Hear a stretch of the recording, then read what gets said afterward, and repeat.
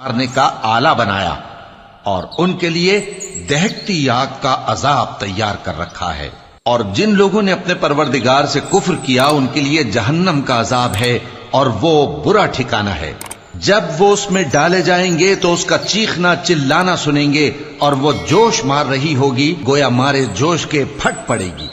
جب اس میں ان کی کوئی جماعت ڈالی جائے گی تو دوزخ کے داروغہ ان سے پوچھیں گے کیا تمہارے پاس کوئی خبردار کرنے والا نہیں آیا تھا؟